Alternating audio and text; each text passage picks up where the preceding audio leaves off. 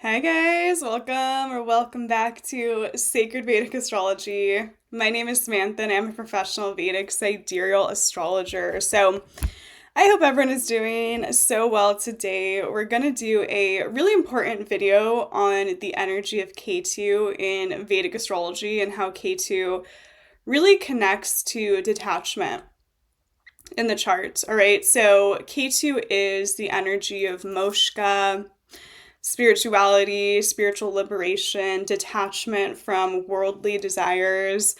And you'll find that where Ketu sits in the chart, there is always going to be a theme of needing to detach somewhat from the outcome of that energy and needing to kind of let go, right? Whenever we see Ketu energy strong in the chart, someone is learning what they have to let go of in this lifetime, right? Rahu is that like worldly desire. Rahu is that physical energy. So when people have really strong Rahu in their chart, they want to be successful, they want to be seen, they want to be famous, they want to be of the world, they want to have nice cars, they want to have big houses. That's that Rahuvian energy. When someone is very Ketu dominant, they want to kind of let go of all that stuff. They don't care so much. So even though a lot of famous people can have like Ketu on the ascendant, they're usually those celebrities or those artists or those famous, well-known people that want to let go of a lot of their material stuff in this lifetime. So an example is Jim Morrison had Ketu on the ascendant, Lana Del Rey has Ketu on the ascendant, and even though they're both vastly successful and vastly famous people, they were both very humble and just kind of like to let go of material desires, right? It was said, for example, Jim, who has Ketu on the ascendant, he was always kind of just like living in these like weird places and he didn't like to own a lot of stuff. And, he was homeless at one point. He would just sleep on the roof in Venice Beach. That is Ketu on the ascendant. That's Ketu energy. There's this desire to kind of let go of the materialistic and the worldly desires in this lifetime with Ketu on the ascendant. So let's talk about Ketu energy and how we can understand it in the Vedic astrological chart. All right, so Ketu is really showing us what we need to learn detachment from. All right, so for example, I have Ketu in the 10th house, and I have to detach from having a traditional career in this lifetime, okay? And because Ketu is moshka or spiritual liberation, until I worked a spiritual moshka like job, I never enjoyed working at all. I would work these like normal jobs and I would just be working these jobs and my mind would just be like astrology, metaphysics, healing, numerology. Like my mind would go to those places. And even when I was in school and I was studying to do photography, which yes, Ketu rules film photography and television as well too. I would just daydream all day about, oh, I just love astrology so much. Oh, I just love numerology so much, right? That's because Ketu is in my 10th. So that energy of moshka, spiritual liberation is in my 10th house of my career, right? And how I come across to the world. And until I started doing a moshka-like job or a moshka-like career and detaching from this idea of having this big traditional job, I didn't work well with my 10th house energy, right? Until I like understood that lesson, I didn't find any career fulfillment until I understood Ketu in the 10th house. All right. Another example, if someone has Ketu in the 7th house, they're looking for a partner where it feels spiritual, where it feels enlightening in some way. They might have to let go of this idea of what they want in a relationship and instead go towards something that feels, spiritual or enlightening or moshka-like in some regards. If someone has Ketu in the 1st house, they have to kind of let go of this idea of how they want to be perceived in the world because they're probably not going to be correctly perceived with Ketu on the ascendant, right? You'll see a lot of celebrities who had Ketu on the ascendant. They had some sort of big theme in their life and their career trajectory of like not being understood, being misunderstood, right? Again, using Jim as an example, just because he's such a classic Ketu on the ascendant example. He wanted to be seen as like this poet and someone who was more poetic and, this true artist, but people just saw him as like a sex symbol and like a rock and roll god, right? He wasn't perceived in the way that he wanted to, right? Because Ketu's there. We have to let go of whatever we attach ourselves to with Ketu.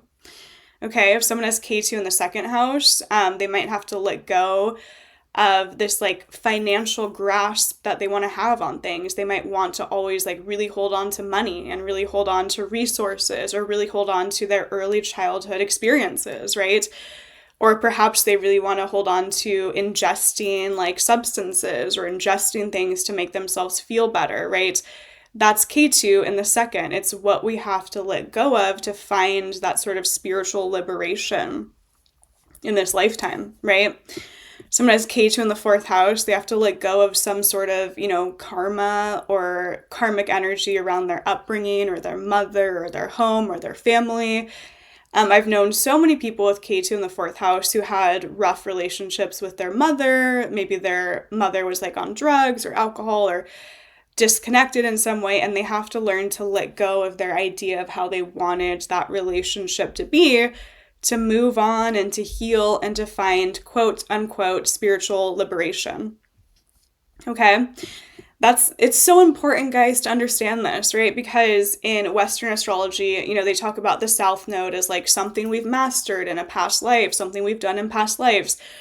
In Vedic astrology, sure, maybe there's elements to that, but we more so see Ketu as what we have to let go of, what we have to detach from. Something that we're karmically learning to balance, yes, but also find liberation from, right? Again, I have Ketu in the 10th house. Anytime, I'm telling you guys, anytime I try to go against my Ketu in the 10th house and I try to like force a career, I try to force this idea of how I want my career to go. Anytime I tried to do that in the past, it never felt right. It never worked. And anytime I just let go of my perceptions or my ideas of my 10th house energy, how I want things to go, how I want things to be in career, I just feel so much better. I feel so much happier, right? Because that's connecting to Ketu, of this like detachment and this letting go. Okay, so you'll find that Ketu wants us to release what we expect to happen around that house and around those planetary energies in the chart. Okay, and a lot of Ketu influence on planets will bring that moshka, spiritual liberation and detached energy into that planetary energy as well too. So for example, someone has Ketu with the moon, they can detach a lot from their emotions. They can feel detached from, wanting to feel these like intense, extreme emotions. Personally, I've known a lot of specifically men with Ketu moon where they struggle a lot to express themselves because Ketu again wants to let go. The moon is the emotional nature. So although Ketu moon people can be very psychic, very spiritual, very intuitive, because Ketu is moshka and it's with the moon, which is the mind. They're very psychic, they're very prophetic in ways. They're also very detached at times from wanting to feel those emotions because Ketu is that detachment, right?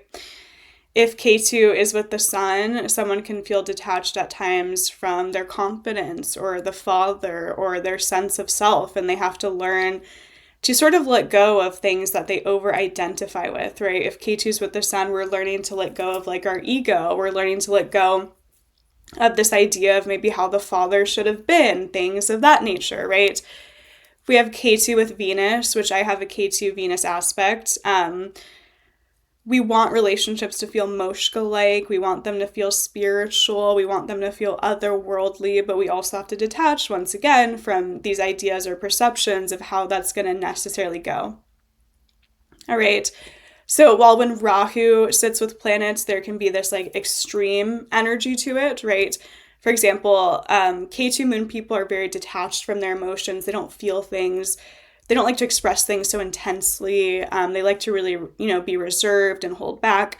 People with Rahu moon can be very erratic with their emotions, up and down. They feel things deeply. They feel things intensely. It's high and it's low, and it's Rahuvian, right? It's more eccentric and extreme. Ketu moon people don't want all of that. They want to be more withdrawn, more detached, more Ketu-like with their emotional nature, right? So to understand how Ketu is manifesting in the chart, manifesting with planetary energy, we have to understand that Ketu is detachment. Ketu is moshka. Ketu is spirituality. So wherever Ketu goes, the more that we attach to it, the more we're going to suffer. That's truly how it feels with Ketu energy, right?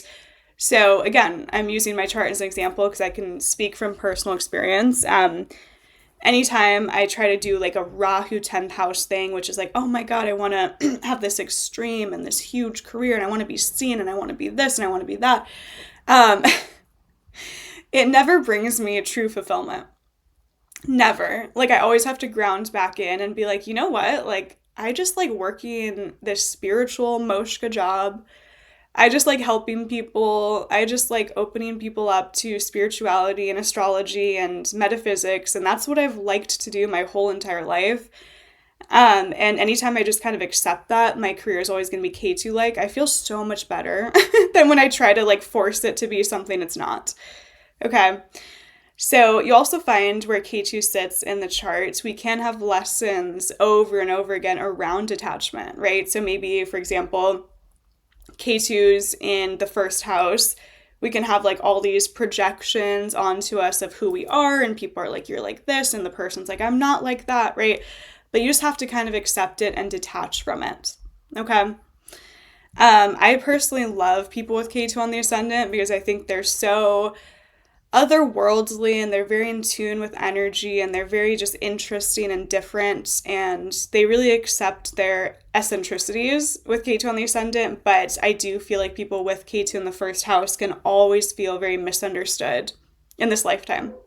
Okay, so Ketu can also bring this energy of maybe it doesn't necessarily make sense to the daily world, to the physical existence, but it's something that you understand on a more spiritual moshka level, right? Moshka is spiritual liberation. All right, so the best way to work with Ketu is to detach, learn to detach from the house that Ketu sits in. It doesn't mean that like you can't have good things happen with where Ketu sits, right? I have Ketu in the 10th house and I love being an astrologer more than I've loved anything else in this entire lifetime, So I do have career fulfillment in that sense, right? But it's once you detach from what you expect that thing to be like. All right.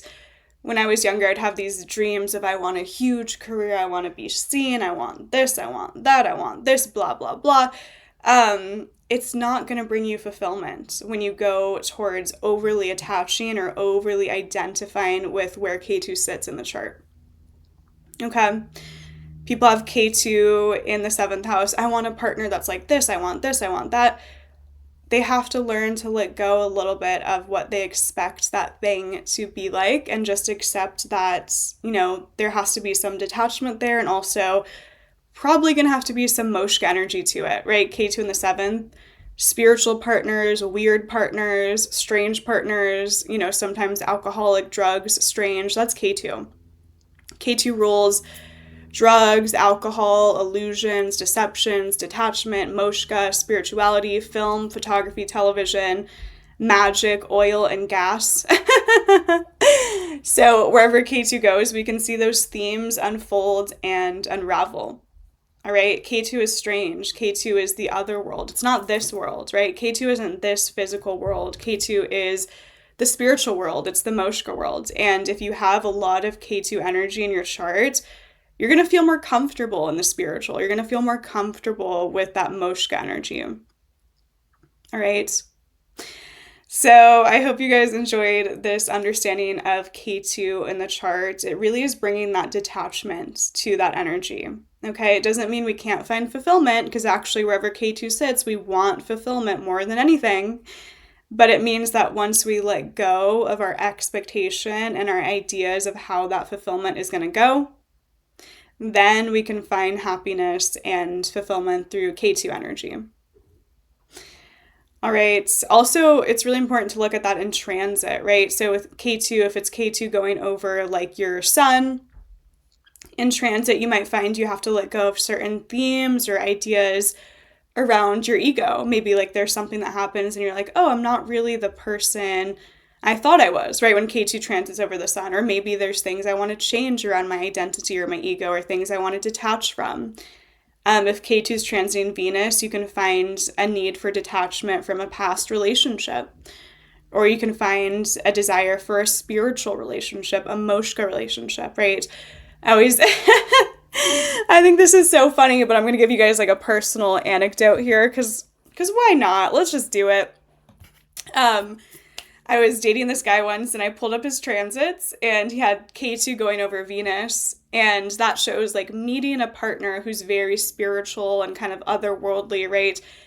And I start laughing because I'm reading his transits and like he is dating me, and like I'm an astrologer. You know, I'm very in touch with spirituality and moshka. And it says Ketu's going over his Venus right now in his 7th house, meaning that he meets a spiritual partner. And I start laughing. I'm like, here I am. But also it didn't last because that's also Ketu, right? Ketu is fleeting. Ketu is something we're going to detach from eventually. So I always thought that was so funny. I'm like, oh, Ketu's transiting his Venus in the 7th house. He's meant to meet someone who's spiritual, who opens him up to the psychic, the spiritual, the otherworldly. Here I am. You know, it's just so funny how transits work so specifically and so accurately. All right, guys, so I hope this brought you some insight into Ketu energy in the charts. I love Ketu because I love moshka and I love spirituality. So, you know, it's really just dependent on who you are as a person for how well you're going to work with that Ketu energy.